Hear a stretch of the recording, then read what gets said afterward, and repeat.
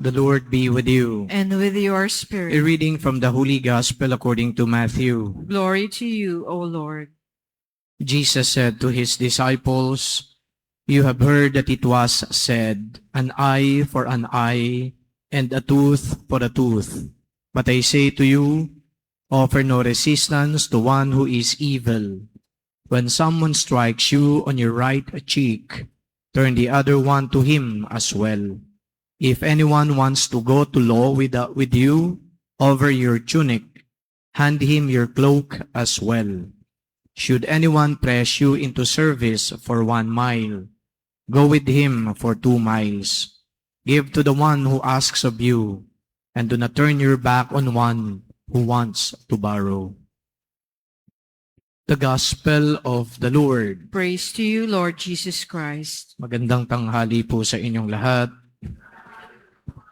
When Jesus Christ told his listeners, "You have heard that it was said, an eye for an eye and a tooth for a tooth." Ibig sabihin po nito, may mga nauna na mga teaching na napakinggan yung kanyang mga kinakausap ngayon. At kung tayo po ay particular sa history, meron tayong natutunan siguro o nabasa yung Code of Hammurabi. Yung Code of Hammurabi, makikita natin itong sinasabi ngayon sa gospel. An eye for an eye, a tooth for a tooth. So, ibig sabihin, kapag sinaktan ka, ay kinakailangan saktan mo rin yung nakasakit sa'yo. Kapag may ginawang mali, kung ano man ang ginawa niyang mali sa'yo, ganun din ang gagawin mo sa taong gumawa ng mali sa'yo. So, retaliation, revenge. Ngayon nais na baguhin ni Jesus yung ganitong uri ng pananaw o di kaya batas. Ang sinabi ni Jesus ngayon, kapag sinaktan ka, huwag ka nang manakit pa.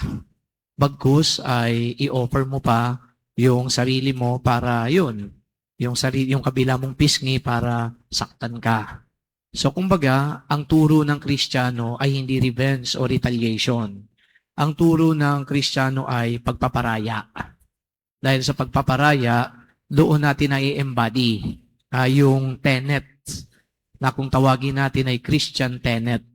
At ito marahil ay lutang na lutang o very concrete na makikita natin sa nangyari kay Jesus. When Christ, for example, was hanging there on the cross, ang ginawa pa nga niya ay forgiveness. So instead of retaliating or instead of exacting revenge, ang ginawa pa ni Jesus, patawarin mo sila kasi hindi nila alam ang kanilang ginagawa. So yung embodiment ng pagpaparaya ay unang-una na pinakita ng ating Panginoon. Kung kaya naman, kung siya ay magtuturo sa atin ng ganitong uri ng pananaw o prinsipyo, ay hindi natin siya pwedeng questionin because He Himself is the embodiment of that teaching.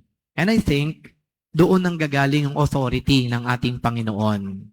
Kumbaga nagsasalita siya, but at the same time, nakikita sa kanyang uri ng pamumuhay, yung kanyang sinasabi. It's totally different when someone says something and yet yung sinasabi niya hindi nare-reflect sa kanyang pamumuhay. Kaya mahalaga na kapag nagsasalita tayo, kapag tayo ay nangungusap, kapag tayo nangangaral, hindi lang kumbaga puro salita, hindi lang puro flowery words, hindi lang magaganda na mga pananalita ang ibibigay natin sa ating kapwa. Bagkus, marireflect dapat yung mga binabanggit natin, yung itinuturo natin sa pamumuhay na meron tayo. And Christ, I think, earns points. When He teaches, He shows it on the way He lives His life.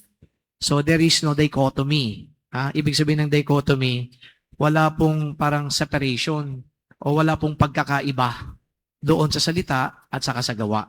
So there is always that congruence. When He speaks, He shows it. When He says something, and then He lives it. Ito ho ang isa sa problema ho natin sa panahon ngayon. Dahil marami hong mga magagandang magsalita, magagaling magsalita, pero hindi natin makita sa gawa. Usually ho, sa panahon ngayon, lalong-lalo na sa larangan ng politika, lagi akong natatanong. Merong mga politiko na laging kinukot ang Biblia. O kilala niyo kung sino siya, di ba? O ngayon ang tanong sa akin ng media, Father, is it okay that people just simply quote the Bible?